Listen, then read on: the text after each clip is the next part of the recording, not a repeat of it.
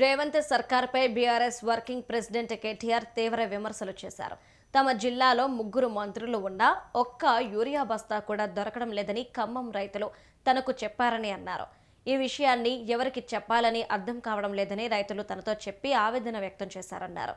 మార్పు మార్పు అంటూ చెప్పిన మార్పు ఇదేనా అని కేటీఆర్ ప్రశ్నించారు. రైతులకు అవసరమైన ఎరువులు అందించడంలో ప్రభుత్వం పూర్తిగా విఫలమైందని కేటీఆర్ ఆరోపించారు.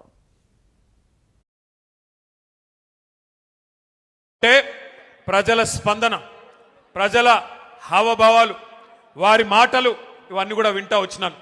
మధ్యలో ఒక దగ్గర కొద్దిసేపు టీ తాగుదామని ఆగినాం. అక్కడ పాలేరు నియోజకవర్గం ఎంటర్ అయిన తర్వాత ఆ టోల్ గేట్కి యువతల కొద్దిసేపు ఆగినాం.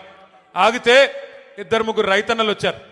వచ్చి వాళ్ళ గోడు చెప్పుకుంటున్నారు. పాలేరు వాళ్ళు, అన్నా మా ఎమ్మెల్యే గారు ఇప్పుడు మంత్రిగా ఉన్నారు, వ్యవసాయ మంత్రి గారు మా జిల్లా ఇద్దరున్నారు, ఉప ముఖ్యమంత్రి కూడా మా జిల్లానే, 3 మంత్రులు 3 మొనగాళ్ళు ఉన్నారు. కానీ దురదృష్టం ఒక్క యూరియా బస్తా దొరకడం లేదు. ఎవరికి చెప్పుకోవాలి, మేము ఎవరికి చెప్పుకోవాలా అని రైతన్నలు వచ్చి అడుగుతుంటే వారిని నేను ఒకటే అడిగిన, మరి మార్పు మార్పు అన్నారు, మార్పు మార్పు అని ఓటేశారు, బాగున్నదా మార్పు అని అడిగిన.